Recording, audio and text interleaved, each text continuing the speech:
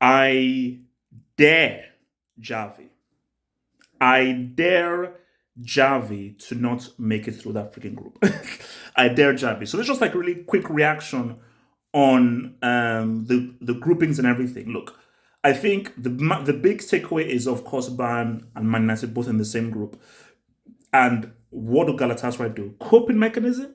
Coping mechanism, really? So United should make it through. Although Gatlock has caught them in 4K, there are United fans saying that they can beat Bayern. There are United fans who are invoking 2020 HH saying that I want to ban, that I want to ban. So okay, you want to ban, boom. So let's see what Kane does. Arsenal should be happy. Arsenal should be happy. That's a real good group for Arsenal. Do you know why? Sevilla are running a Ponzi scheme. Sevilla are aiming for third so they can win another Europa League to pretty much fund them. So Sevilla already aiming for third. So you only have to worry about the Dutch PS2 and camera lens.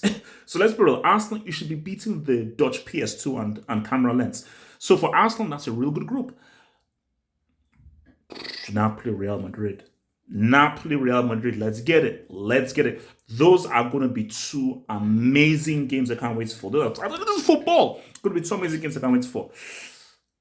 Do Union Berlin do something? Do Union Berlin do? I mean, because they're outsiders. Do they do a little something? Do they make things a bit interesting? I don't know.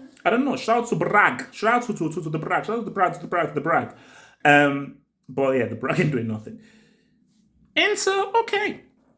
Inter should say what's up, but although I'm looking at Benfica and should be really so.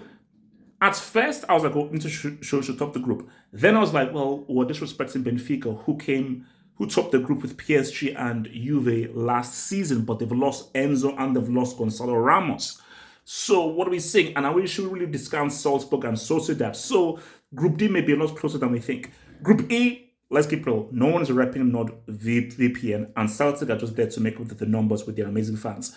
So it's really between Atleti and Bozo FC, aka Lazio, aka Racist United. Atleti should top that group. They should. Group F, I'll come up to Group F. Oh, Group G, City are going to adopt them. So it's a shootout between Leipzig, Red Star Belgrade, and YB. I'm not calling them young boys. So between YB, Red Star Belgrade, and Leipzig should say what's up. They lost Nkunku, lost Lima, lost Guardiola. Even if that has weakened them, they should still be saying what's up. City will group them. I dare Barcelona to not make it through. The only team that Bar should be worried about is freaking Porto. We are not repping Donation FC in 2023, and we're not repping the freaking Twebs. Okay, you have the freaking Twebs and Donation FC, who you should be getting a 6 points at West. Porto, at worst, Barca comes second. They should be winning the group. But at worst, if Barca comes third or fourth, Javi should be sacked and never allowed to manage ever again. Guys, this PSG group, because Ardia said something wild that, could we say a year where PSG end up in the Europa League? And I was like, give me a break. Dortmund, AC Milan, Newcastle. Newcastle is a crazy wild card. Dortmund aren't scrubs. Yes, they are losers respect to how they did the Bundesliga, but they're not scrubs. And AC Milan are one of my outside teams to go far, because AC Milan and Arsenal are like my outsiders to go far. So PSG, if PSG mess around, if these guys just mess around, this could be one of those weird, crazy, iffy groups. So PSG should watch out. PSG needs to really freaking watch out. They should watch out. So yeah, man, it's intriguing. PSG, don't hit that up in the, because that will just be the final insult if they end up in the Europa League.